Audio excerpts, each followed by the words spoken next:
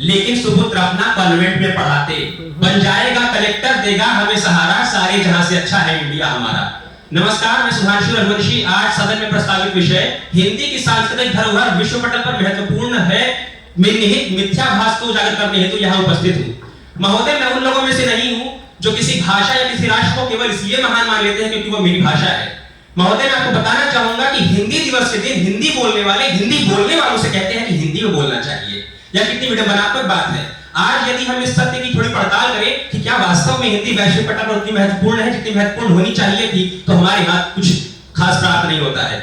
मित्रों, मैं कहना चाहूंगा कि हिंदी दिवस की आवश्यकता क्यों पड़ती है। हरिशंकर परसाई जी ने कहा है कि दिवस कमजोर का बनाया जाता है, तो हिंदी वास्तव में ऐसी कमजोर भाषा बन चुकी है जिसके लिए उसको एक दिवस की आवश्यकता पड़ती है। बाकी सभी दिन तो हमारे अन्य भाषाओं में चल जाते हैं, हम फोन उठाते ही हेलो बोलते हैं, बल्कि और 14 सितंबर को हम हिंदी हाय करते रहते हैं। महोदय, मैं कहना चाहूंगा कि यदि हिंदी वास्तव में इतनी समर्थ भाषा होती तो आज ज्ञान विज्ञान की भाषा बन चुकी होती। आज मध्य प्रदेश में हम जीव विज्ञान पढ़ाने के लिए एक प्रयास करते हैं और वहां पर एनाटॉमिक किताब आती है और उस पर क्या लिखा होता है, एनाटॉमी। उसका हम हिंदी अनुवाद नहीं कर पाते हैं। जो रोमन शब्द है उसी का हम देवनागरी लिपि में रूपांतरण कर देते हैं और कहते हैं हिंदी वाह कितनी आगे बढ़ रही है। महोदय, मैं कहना चाहूंगा कि जो भारतीय लोग हैं वो हिंदी भाषा को कितनी ही भावना से देखते हैं।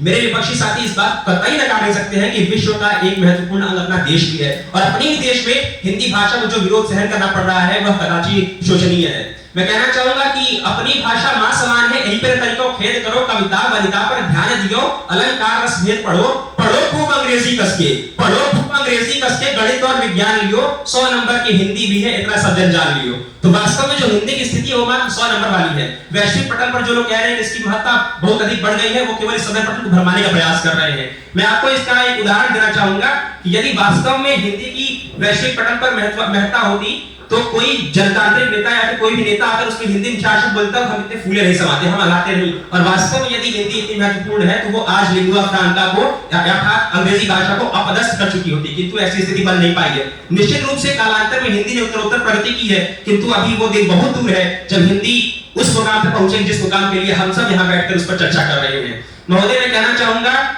कि हमारे जो विपक्षी साथी हैं वो इस भाव से ग्रसित हैं कि हमको मालूम है हिंदी की हकीकत, लेकिन दिल के खुश रखने को गालिब के ख्याल अच्छा है। तो इस खुशफहमी में हम सब जी रहे हैं कि हिंदी भाषा बहुत आगे बढ़ चुकी है, किंतु आज वास्तव में हमें यह आवश्यकता है कि हम हिंदी भाषा को बढ़ाने के कुछ सार्थक प्रयास करें। मैं खुद हिंदी भाषा का बेटा हूं और चाहता हूं कि हिंदी भाषा आगे बढ़े, किंतु बड़े दुख के साथ कहना पड़ता है कि हिंदी भाषा वैश्विक पटल पर आज भी उतनी महत्वपूर्ण नहीं है जितनी महत्वपूर्ण होनी चाहिए थी। मैं अपनी बात का अंत बस इस बात से कहना चाहूंगा कि हिंदी भाषा वैश्विक पटल पर इतनी महत्वपूर्ण हो सकती थी और उसको महत्वपूर्ण करने का कारण यह होना चाहिए कि हम भावनाओं को छोड़कर तथ्यों और तर्कों की बात करें। हमारे पास हर संबंध के लिए 4 शब्द हैं, बहुत सारे पर्यायवाची हैं। हम हर अंकल को अंकल नहीं बोलते हैं, पापा मामा ताऊ चाचा बोलते हैं, किंतु हम यदि ज्ञान विज्ञान में भी हिंदी भाषा का उतना ही विकास कर सकते तो आज वास्तव में बात अलग होती। मैं मानता हूं कि हमें लंबी दूरी तय करनी है और वास्तव में लंबी दूरी तय करने में वक्त तो लगता है। बहुत बहुत धन्यवाद।